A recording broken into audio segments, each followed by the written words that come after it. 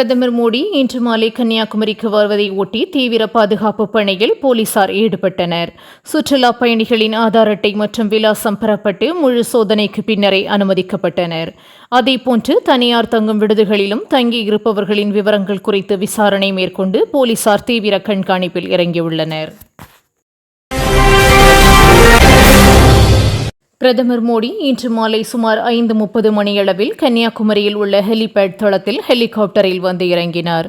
இன்று முதல் ஜூன் 1ஆம் தேதி வரை தொடரும் இந்த சுற்றுப்பயணத்தின் போது விவேகானந்தர் நினைவிடத்தில் அவர் தியானத்தில் ஈடுபட உள்ளார். கன்னியாகுமரியில் பிரதமரின் வருகையை ஒட்டி பலத்த போலீஸ் பாதுகாப்பு போடப்பட்டுள்ளது. தமிழகத்திற்கு 3 நாள் பயணமாக பிரதமர் மோடி இன்று வந்துள்ள நிலையில் பல இடங்களில் கோபேக் மோடி என சுவரொட்டிகள் ஒட்டப்பட்டுள்ளன. அதில் தமிழர்களை இழிவுபடுத்திவிட்டு தமிழகத்திற்கு வருவதா என கேள்வி எழுப்பப்பட்டுள்ளது. அத்துடன் கோபேக் மோடி என்ற ஹேஷ்டேக் ட்விட்டர் தளத்தில் தேசிய அளவில் ட்ரெண்டிங்கில் உள்ளது. தியானம் செய்ய வரும் மோடிக்கு அனுமதி அளிக்கக்கூடாது என ஏற்கனவே அரசியல் கட்சிகள் புகார் அளித்துள்ளன.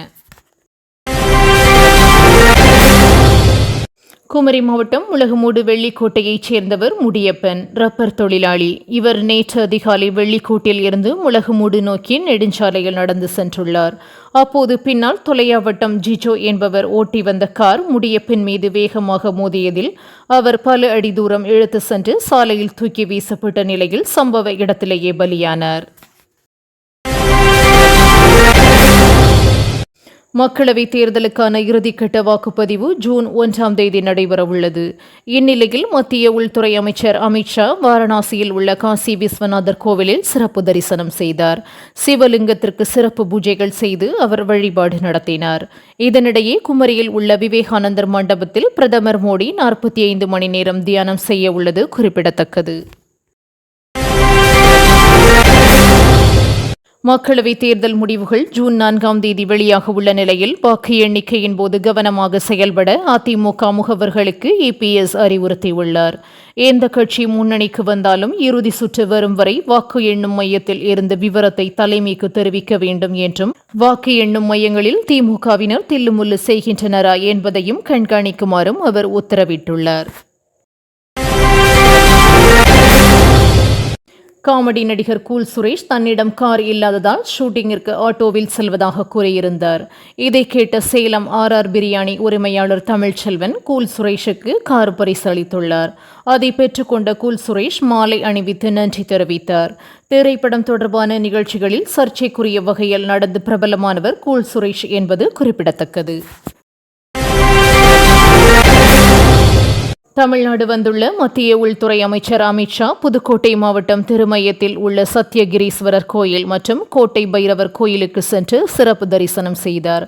அப்போது பாஜக மாநில தலைவர் அண்ணாமலை, மூத்த தலைவர் ராஜா உள்ளிட்டோர் உடனிருந்தனர்.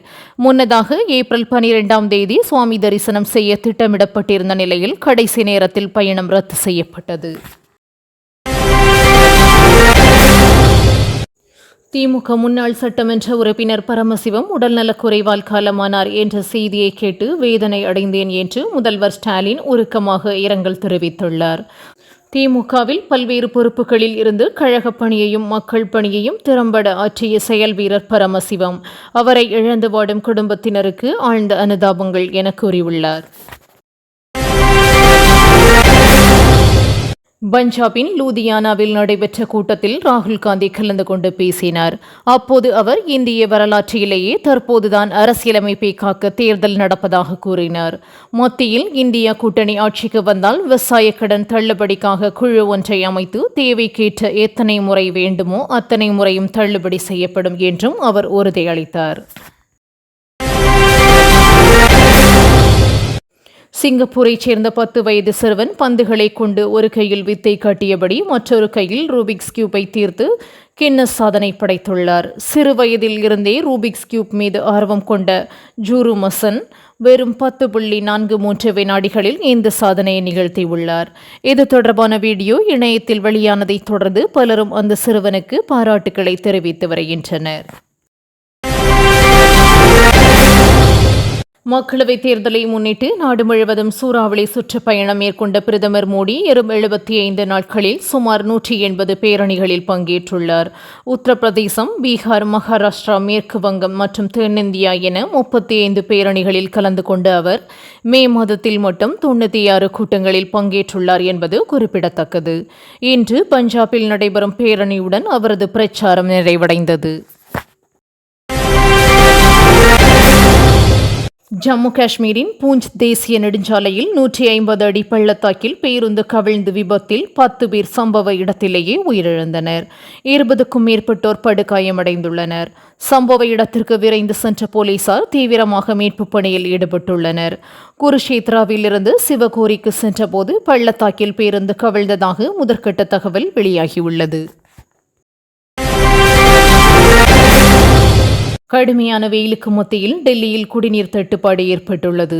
பொதுமக்கள் குடிநீரை சிக்கனமாக பயன்படுத்த வலியுறுத்தியுள்ள மாநில அரசு குடிநீரை வீணாக்கினால் ரூபாய் 2000 அபராதம் விதித்து வருகின்றது.